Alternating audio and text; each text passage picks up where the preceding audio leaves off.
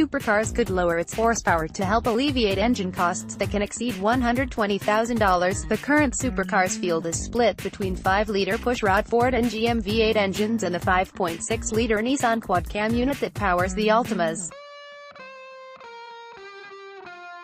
Horsepower is currently measured at between 620 to 635 bhp, as the parity within supercars is measured by incremental RPM brackets rather than pure power output.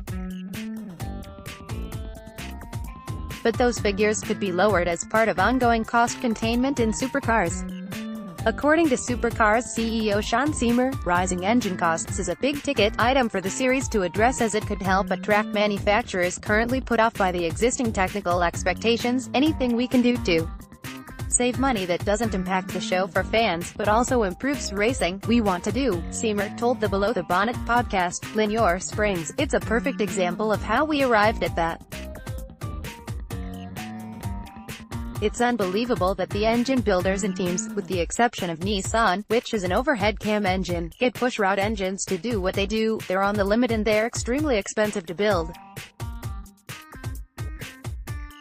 Sometimes more than $120,000. It's a hard horsepower number to hit, too. If you ask Todd Kelly or some of the other guys that have brought in new engines, they'll admit that hitting the number is not easy. If we pull the number back a little bit, what else can we do, so that it doesn't slow the cars down too much and they still look lively?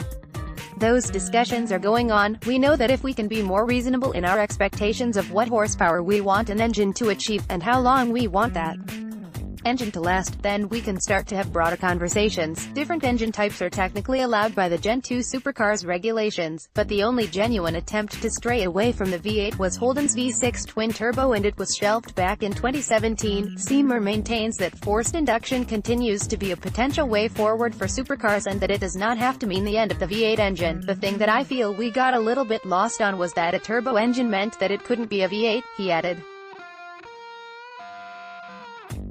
Supercars is also using fines given to drivers and teams through its judicial system to fund the Hawkeye technology being used in race control this year. The Hawkeye system was introduced in the 2018 season finale ahead of its implementation for 2019, and its intention is to keep post-race investigations to minimum. The Confederation of Australian Motorsport uses the CAMS fines account, which houses money collected from supercars teams and drivers for race weekend infringements, to help fund Hawkeye.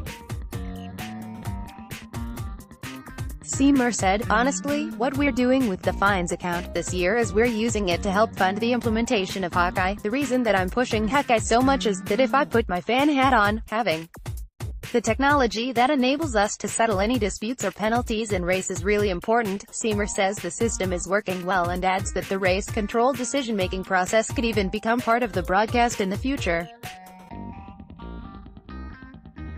Stewards dished out a $16,000 worth of fines at Phillip Island alone, with Triple Eight Team 18 and DJR Team Penske noticeably punished. Let's block ads. Why?